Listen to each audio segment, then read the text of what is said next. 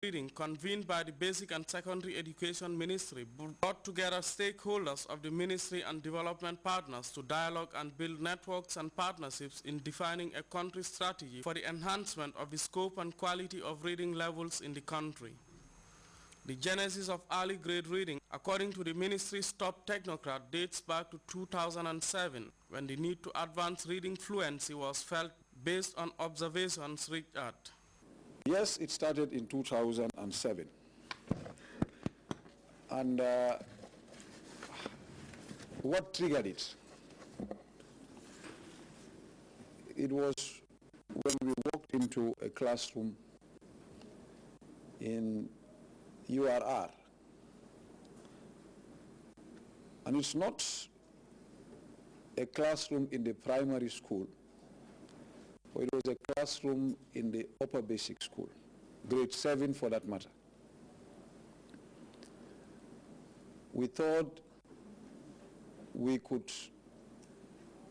find out what the problem of reading was, and expecting that perhaps we will only find out that few of the grade 7 students had difficulty in reading.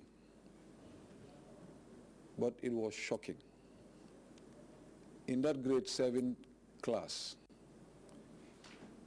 the minister was in one half of the class, I was in the other half.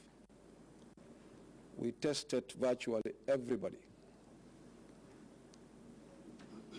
Less than 5 of them in a class of over 40 kids were able to read the passage that they had in front of them.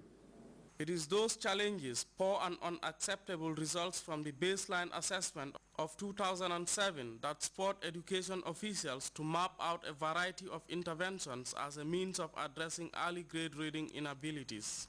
The conference has come at a time when research findings from reading have consistently linked the importance of early literacy skills to later academic achievements. Evidence from several countries indicates that early graders with low reading abilities tend to underperform in all subjects for the rest of their schooling years. Hence, the acquisition of early grade literacy skills has been on top of our ministry's agenda, with support provided to a variety of interventions following the unacceptable results from the baseline assessment in 2007. The results of the varied interventions have been gratifying though, as highlighted in these presentations on the integration between national languages and early grade literacy skills. However, officials believe that a lot more needs to be done in ensuring that every child reads fluently with comprehension, hence the theme, The Gambia Reads. Compared to the comparison group, it's much better, and also if you look at the EGRA result, it's also comparably much better. And don't forget that this program, there were 2 books that's designed for the program period, but it wasn't really completed. And it was because of all the timing issue and choosing of the students and shifting problems. So the actual exposure, students' actual exposure to the program are less than we have hoped for. But I think from that, the result shows something. This information sharing platform is expected to expose participants to information on existing practices and interventions, with results and challenges thereof, in order to generate conclusions that guarantee the attainment of reading fluency and comprehension at the end of grade 2 by 2015. Samuel Ba, GRTS. The National Youth Service Scheme recently convened a capacity building workshop for its staff.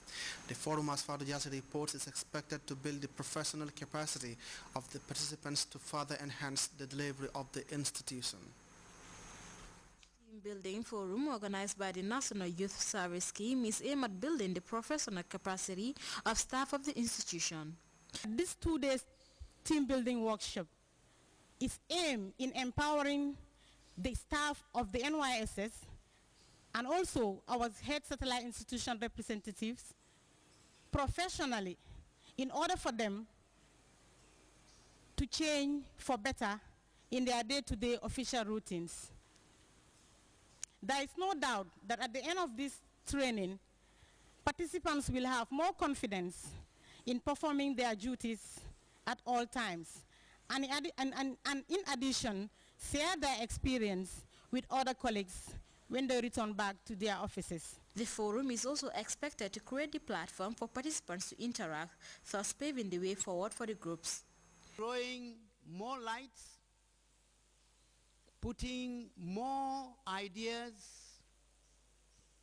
concerns, challenges, constraints, or probably we say problems, that will be put together in order for the team, the workforce, the entire employees of NYSS to make at least observations, critical ones here and there, for us to make a meaningful headway.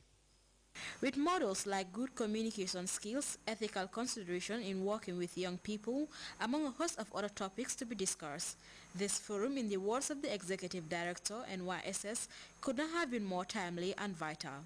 It is the first step taken by the NYSS to capacitize its staff in areas relevant to their line of duty.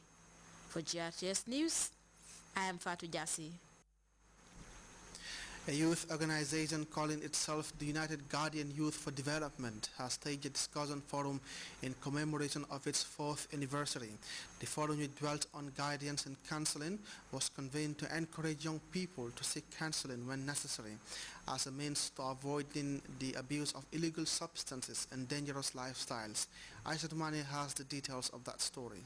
The United Guardian Youth for Development is a voluntary organization with the belief that guidance and counseling not only helps develop an individual but also shape someone's life. According to members, the theme for this year's commemoration, Let's Take Guidance and Counseling, is chosen because of the trend in which many young people the world over engage in unproductive lifestyles such as drug abuse, crime and prostitution. Over the years, UGR is committed to providing guidance and counseling through sensitization programs, through radio sensitization and community sensitization, and school-to-school outreach. And for this, knowing the problems of the problems associated to guidance and counseling, whereas we even understand that many problems of this world today is because there is lack or inadequate proper guidance and counseling at homes and at our communities. For these reasons, the UGR is about to launch 2 programs, the secondary school counseling program. Modu Juju Jalo spoke at length on the history of the organization, citing the different activities and programs they had over the years through the length and breadth of the country. He commended the members for their tireless efforts in the running of the affairs of the organization.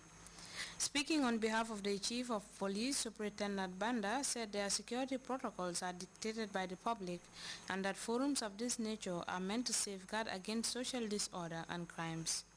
Superintendent Banda further urged all and sundry to be proactive and as well as play their part in minimizing crime. The police would get down to the members of the community. The police would get down to stakeholders that we think are very pertinent in our bid to combat crime and social disorder. So our security policies, our security programs, our protocols are kind of dictated by the members of the community. These are people. We thought these programs are meant to safeguard against social disorder and crime of whatever nature.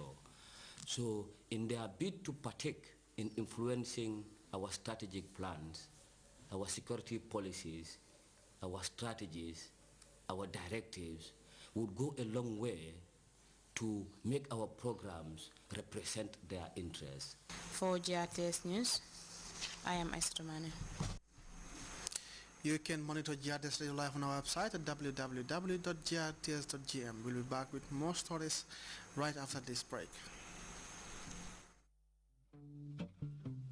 What's your AfriCell number? 773. What's your mobile number? 735. What's your AfriCell number? 746. What's your number? My number is 215.